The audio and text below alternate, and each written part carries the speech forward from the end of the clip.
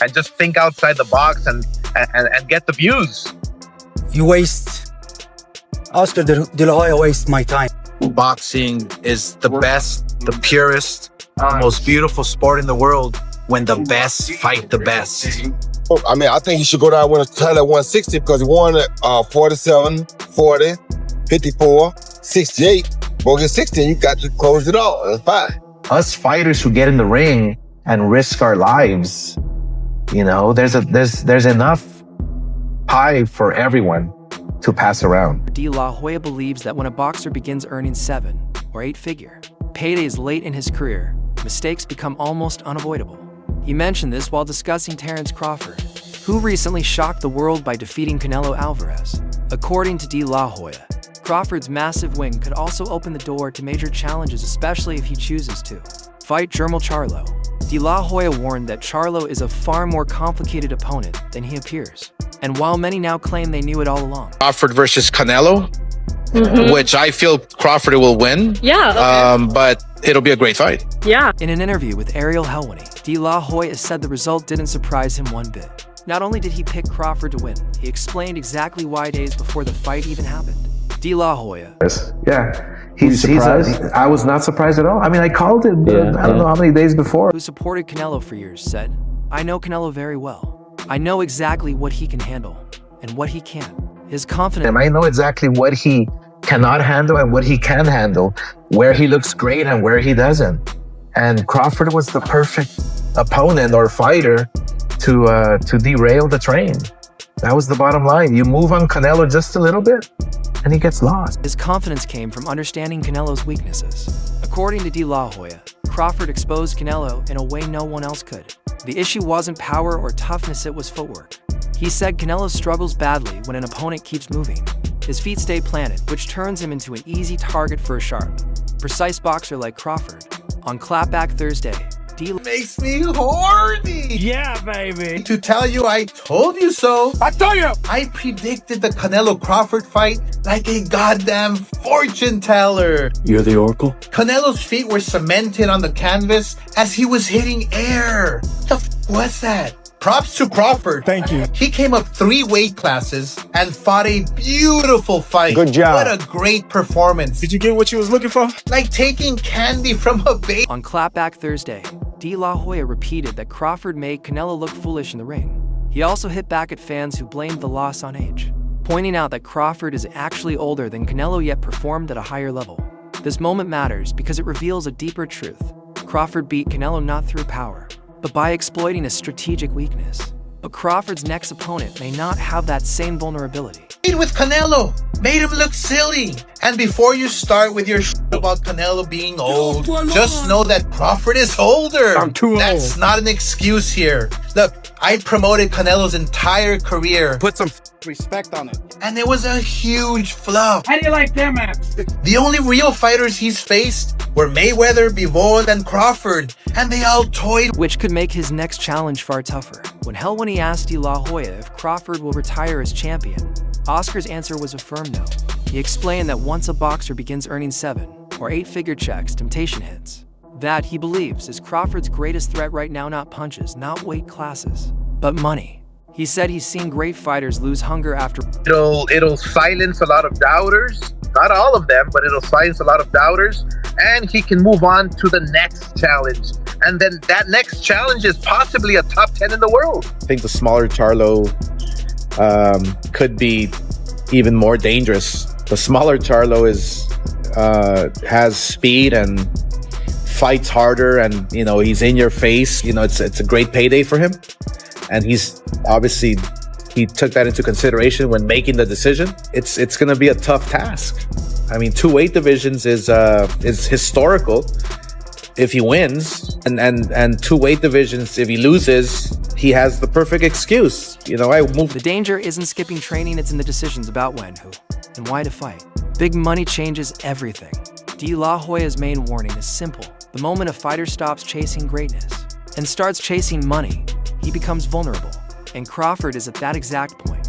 He's on top of the world, receiving massive offers left and right. Yeah, maybe retirement. Do you think he retires? No, not at all. Now he's making the big bucks, right? Well, now he has a taste of seven figures, you know, 8 figures, whatever it might be.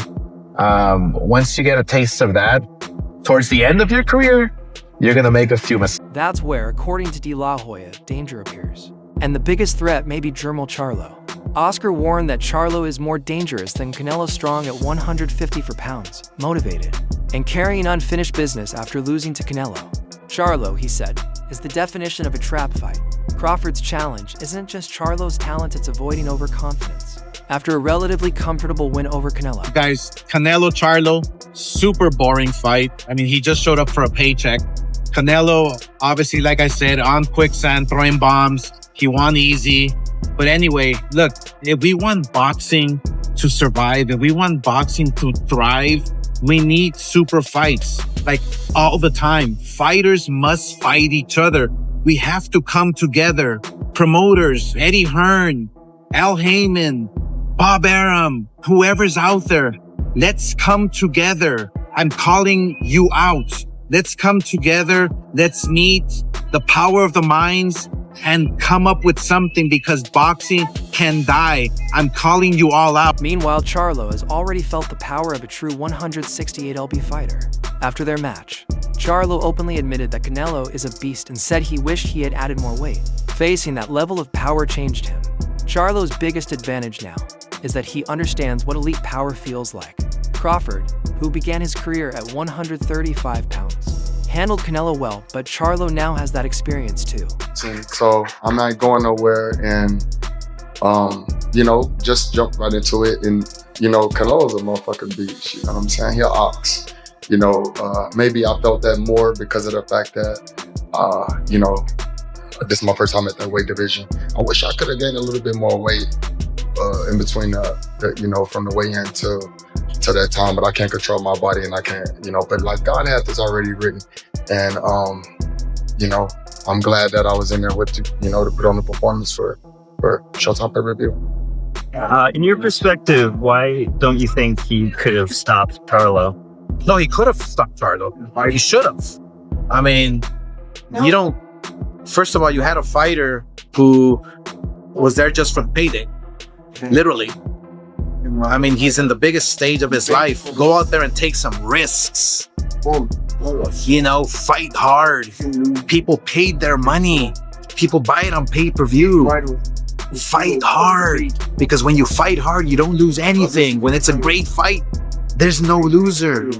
When Charlo spoke about Canelo's punching power, it was more than commentary, it was a warning to Crawford. You don't yet understand that level of strength.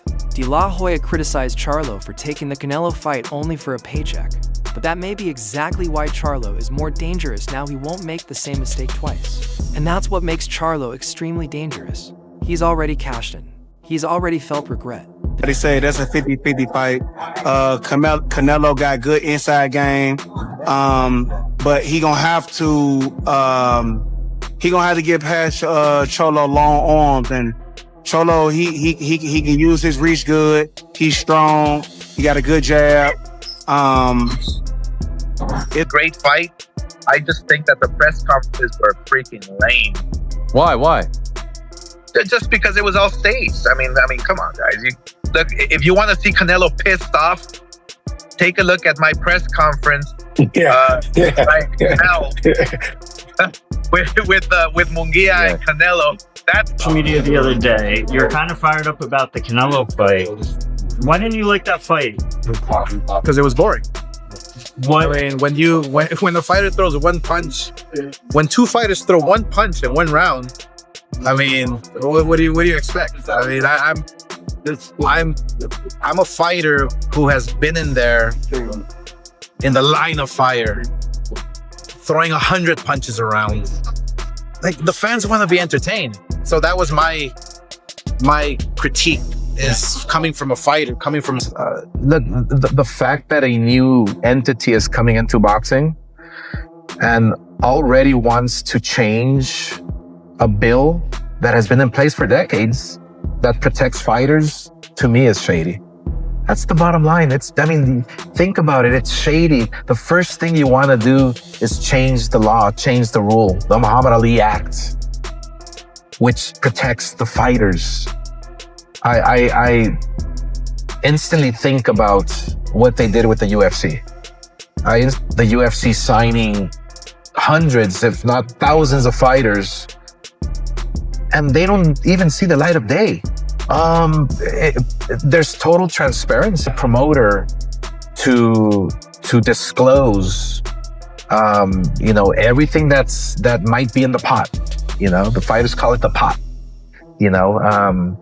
And you're obligated to disclose, the financial status of your event, of the fighter's event. If you're a main event fighter or championship fighter, you have every right to look at the books. And with this amendment, they're gonna... Charlo, who fights Crawford, won't be the same man who faced Canelo. This time, he'll be fighting for redemption with nothing to lose and everything to prove. That kind of hungry, fearless Charlo is unpredictable. Crawford beat Canelo because Canelo was predictable. Charlo, fighting for his pride and career, is not. Any fighter who's been embarrassed and learned from it becomes a serious threat meanwhile. And now Crawford. Crawford doesn't just beat fighters. He dissects them mentally. The real question is whether his brilliant mind can overcome someone naturally bigger, stronger, and hungrier. Even Oscar said Canelo versus Charlo was boring because neither man threw much. But Crawford may be stepping into something very different, a dangerous opponent with something to prove and nothing to lose.